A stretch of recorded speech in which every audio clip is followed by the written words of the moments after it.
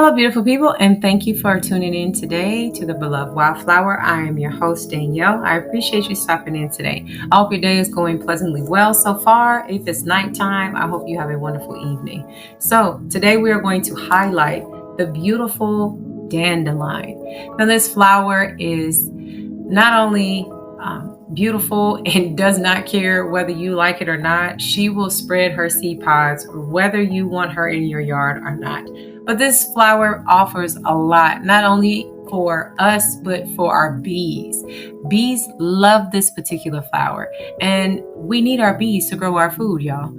So the benefits of this beautiful wildflower is it's packed with a lot of vitamins. So we have vitamin A, B, C, and D, as well as iron, potassium, and zinc. And coming from someone who lacks iodine and potassium because I have overactive thyroid, this particular flower offers the potassium on a natural level that I could use, including that with the capsules that I take to help my thyroid. Okay, so potassium is very important for thyroid function as well. Another thing that this particular flower can do is help your body in many ways. So if you're struggling with like kidney disease, it helps with kidney disease, heartburn, upset stomach, fevers, boils, eye problems.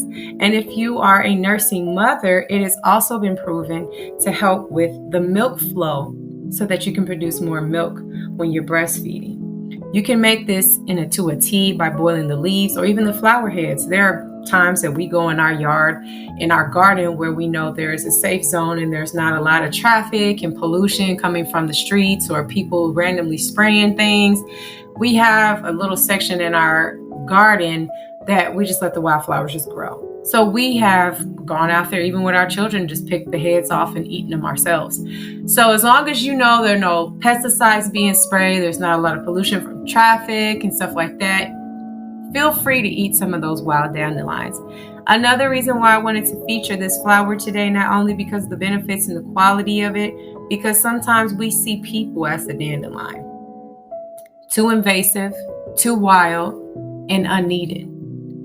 And I like to open up and share a little bit about my sister Davita, whose name is Beloved or Beloved. And this is why I dedicated this channel to her, because she was my dandelion.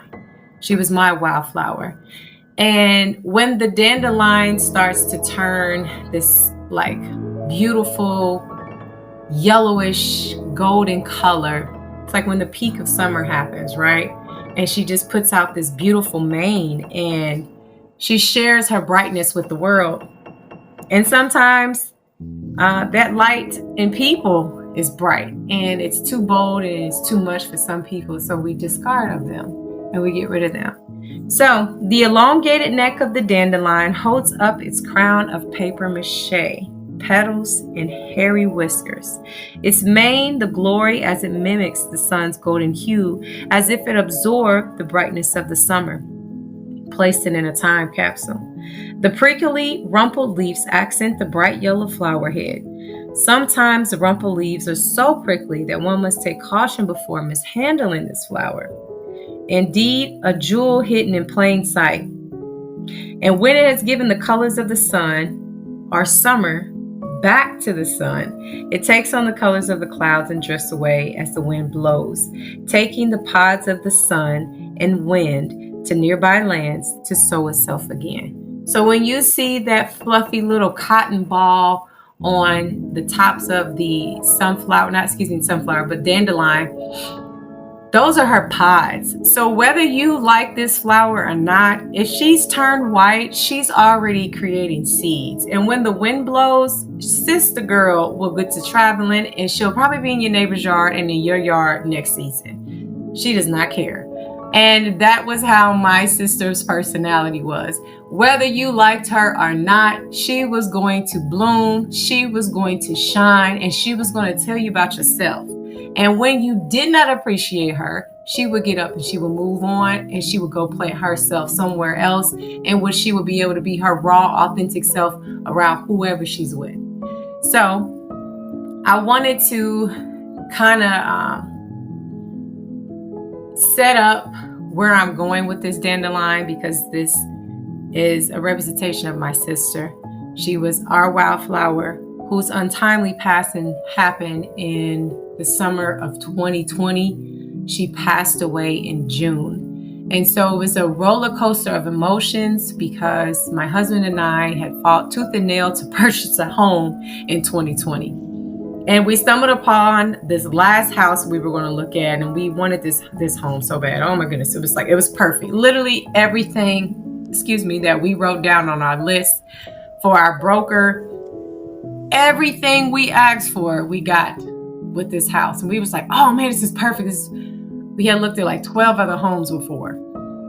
And during the pandemic, it was really crazy because people were buying homes online. I kid you not. There were homes that would pop up on the market, and then people would do virtual tours, and they would purchase the home, and then 24 hours later, it was off the market. So it was very crazy. So I recall that May, we linked up, my sister and I remember giving her a big hug, and I just sniffed her little hair, and we got to chopping it up, and she was like, are you okay? And I was like, yeah, just, we've had a lot of trouble with trying to buy a home, and it was very stressful. And at the time, obviously, I'm homeschooling with my husband. My husband and I are homeschooling 2 boys, one not even young enough to go to school, but our middle schooler was homeschooled. I was working from home, and my husband had some clients that felt comfortable with him cutting their hair during the pandemic, but a lot of them were very uncomfortable with it. And the shop that he was working in at the time had like shut down. And so here we are, on edge, thinking, okay, we're going to get this house. And then we were waiting to see if we got approved for it. And my sister was like, sissy, you got this. You got this. Y'all going to get that house. And I was like, nah, I don't know, man. They throwing us through the ringer. She was like, no, you're going to get that house. Have faith. God got you. You got this. You're going to get this house. And I said, okay, I tell you what. We get this house, we will throw a big party at our home in honor of you for your children. And so we had, made these plans, and we said, well, we're going to do this for you. And, we could celebrate together, and we can, have your babies over, and then we can just have a really good time. And we got the house, and it was everything that we asked for. Literally everything on our list we got. 1960 brick ranch, garage in the back of the house. Like, we literally got everything we asked for. And it was overwhelming. It's like, wow, like, we got it. And so for the first week of us purchasing our home, because she was a 1960 home, she had 1960 paint and 1960 flooring. And unfortunately, it seems like when the owner, as she got older and as she slowly passed on, the house was kind of dying with her. So we had a lot of work. We had to rip up carpet and replace drywall, and there was pipes that were leaking, and the furnace and AC unit needed to be replaced, and it was just a lot. It was an estate sale, so it was kind of like an as-is car dealership. You get what you get. So we had a ton of work on our hands. And the first week, we did not sleep. We would bust on, projects and knock out stuff and fill up dumpster cans full of stuff. Like, we had two 13-foot dumpsters that we filled up with all of the stuff that was still left in the home, as well as all the carpet and all of it. It was just a lot. Okay. There were times when we would, at this time, it was in June when we purchased our home, we were able to go back to work. And so we would work on our home until like 1 a.m. And some days we'd be so dang on tired, we would just go to our townhome we were currently living in at that time, and we would just go to sleep in the clothes that we were sweating in. We were just so tired, and we would get up hours later and go back to work at our 9 to 5. And then as soon as we got off, we went straight back to working on the home. So on our home for a week, that's all we did. It was Go, go, go, go, go. We got no sleep. And about 2 weeks into our home, my mother and I had plans to go to Target because my mom was notorious for saying it's not where you live, it's how you live. That's one of my favorite quotes that my mother used to say when we were growing up. Your greatest appreciation and gratitude to the Most High is taking care of what He gave you. So it's not where you live, it's how you live. So people would come over to this house of ours and be like, oh my God, I cannot even imagine how I would even start, because there were so many areas and issues in this house that needed love. And it was almost as if the Most High was showing for me the ugliness in my heart that needed to be cleaned up, because it wasn't who I really was. I was still holding on to a lot of unforgiveness, and I had trust issues. So this home was like the external version of the repair that was going on inside my heart. And it was a beautiful mess. But I remember my mother and I were going to go to Target together. And she called me during I had like about an hour left of work. And she was like, they found your sister. And I was like, what do you mean, Ma? And she's like, they found her. Your sister's no longer with us. And I was like, wait, what? My mother could barely carry a conversation over the phone. And I remember letting out a noise that I didn't even know was possible to come out of my body. It was such a like pain. It was like the deepest pain I can express. It came out vocally over the phone. And I remember going from this high to like, oh my goodness, we just purchased our home. It's our first home. My husband and I had worked on it for years. People used to clown us. Oh, y'all still living in that townhome? The people used to make fun of us because we lived in our townhome for years. But they didn't know we was saving up, and we just didn't want to go buy a house. We wanted to buy the house. And so, you know, all of those emotions came into play when we purchased our home. It's like, man, we finally did it. You know, we did it. And then bam, 2 weeks later, we get a phone call that my sister passed away. And I was like, wow, what do I do with all of these emotions? I'm really excited still that we bought this home, but I'm very devastated. And I can't really get as excited about this big accomplishment anymore because I lost my wildflower. And I remember being angry with her because she passed away, unfortunately, from a fentanyl overdose. And I remember thinking, like, why would you do something like that? Why would such a beautiful flower consume pesticides or consume toxins in that way? You know what I mean? And it was almost, when I thought of her, I thought of someone spraying some type of weed killer on a beautiful flower. And it just broke my heart, because I was like, well, how do I deal with these emotions now? Like, I'm angry at her. I'm really angry at her because this is the way she went. But I'm really also very sad that I lost her. And when you lose someone that close, you start to get to a place where you're like, I can't forgive myself. I'm really upset with them. And I lashed out on everybody around me. I was very, very mean. My tongue was very sharp. I was dealing with unforgiveness of myself when it comes to my level of judgment. I judged my sister a lot. And I recall many times thinking to myself,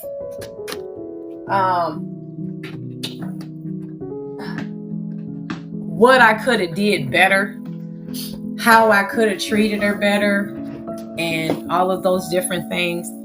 And I remember there was a point in my life when, after she passed away, and we had her service, she was cremated.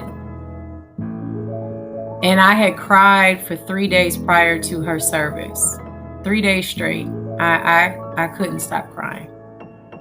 And I would reflect on pictures and memories of her, and I just kept crying and kept crying and kept crying. And the Most High busted out this scripture to me.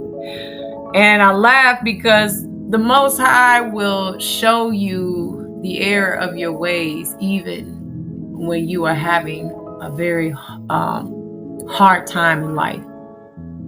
So during my mourning process of trying to heal and get a greater understanding of everything and how to deal with these emotions, I recall being so angry at her that I was judging her.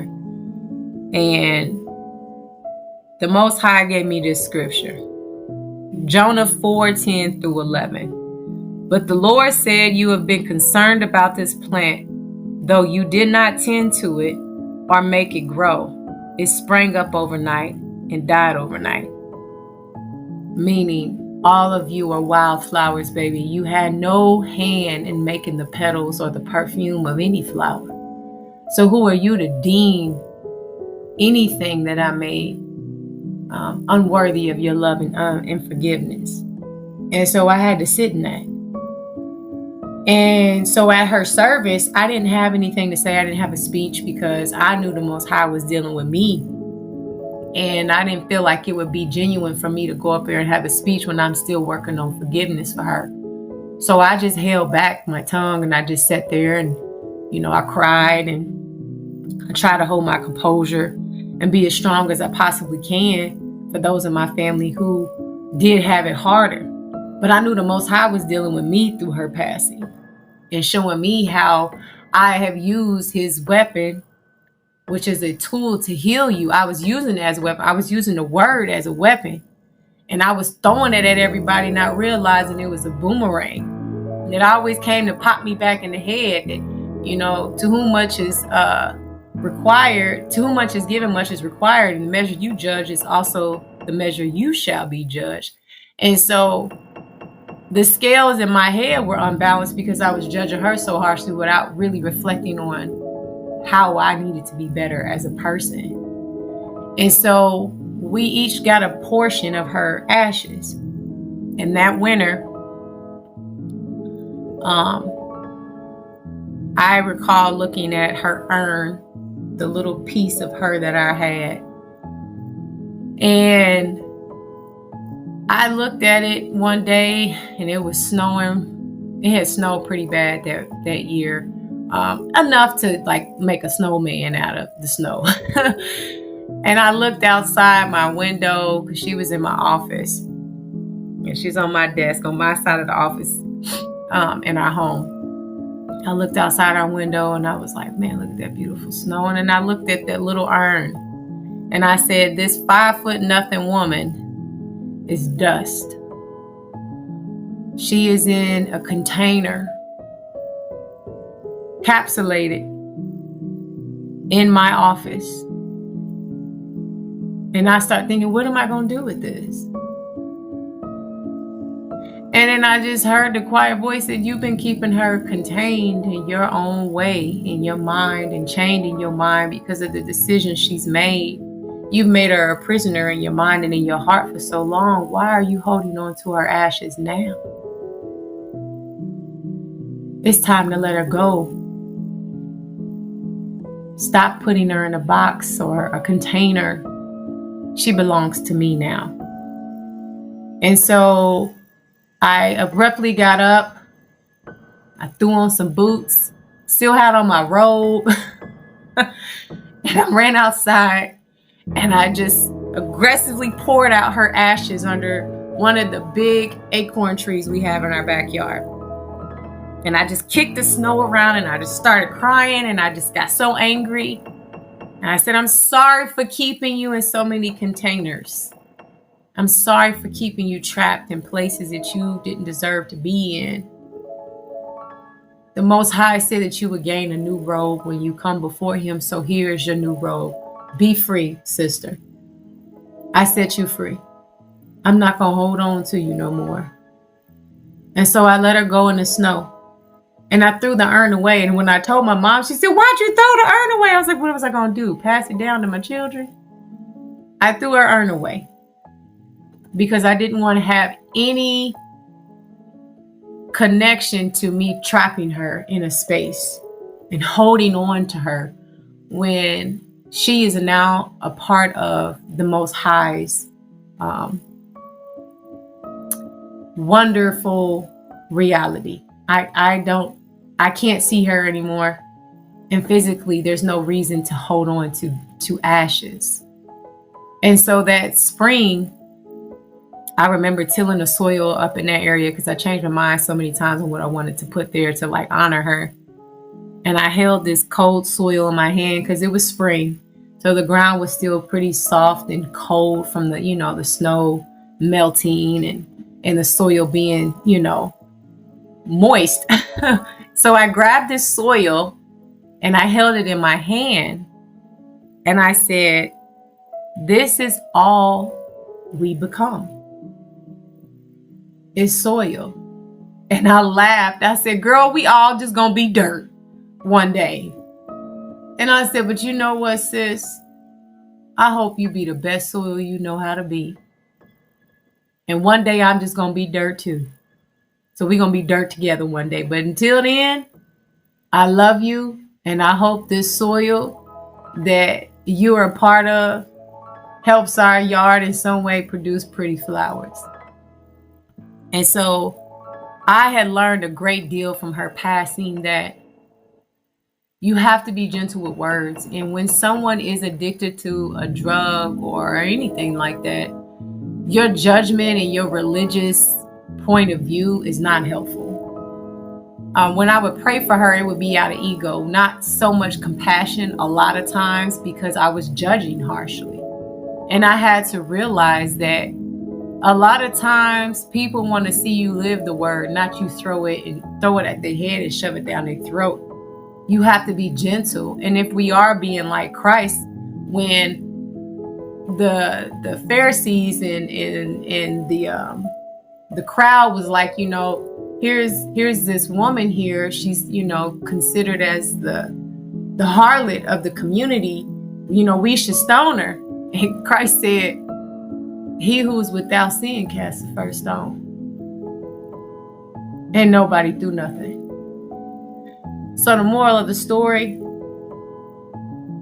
was, when you judge someone else, just make sure you are aware that you are a glass house, and at some point somebody's going to cast a stone at you too. And you are fragile, more fragile than you understand if you are so judgmental and so wrapped up in religion that you don't know how to show compassion. And that's what I lacked, was true understanding of Christ. And not this, we got to pray for people. It's almost sometimes when I hear people say this, almost like pity and not love. Or, oh, you poor little thing, let me pray for you. And I had got to a place where I was so religious that I did not have a real connection with Christ. I did not have a real connection with the Holy Spirit or the Most High, because the Most High was showing me, had you had that type of compassion and exhibited the traits that Christ did, you would have known not to judge any flower I made, but to love and pour on it in the best way that you can.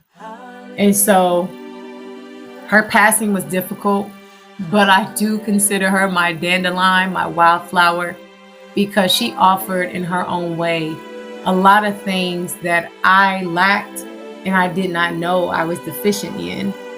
And so she provided me with a deeper insight of who I am as a woman and who I need to be as a child of the Most High, who I need to be as a woman, and learning how to grow and not be so religious and so self-righteous that you have no room for improvement. And so her passing helped develop me in a spiritual way. And I have become more comfortable with standing on who I am. Because one thing about her, she was very, very bold. Okay.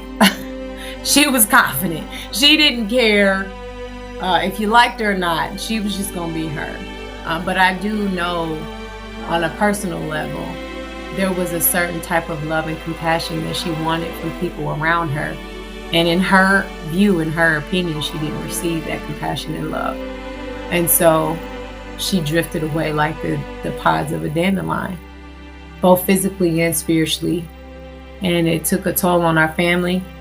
She will forever be missed. She is always going to be my dandelion wildflower. She is always going to be in the back of my head looking at me like, girl, them people over there are trash in a bag. Because that's something she would always say. Girl, they are trash in a bag. And she would just look at me like, why are you so self-conscious, Danielle? Like, you got it. Everything you looking for, you got it. And so to my beloved wildflower, my sister Davita, wherever you are, however far you are, may the breath of our Abba take you to his place of peace, to the meadows that no stranger's feet have ever been, where you can bloom all day long and listen to the melody of Abba's song. Be free, my wildflower. Thank you for tuning in today, y'all. Have a wonderful day.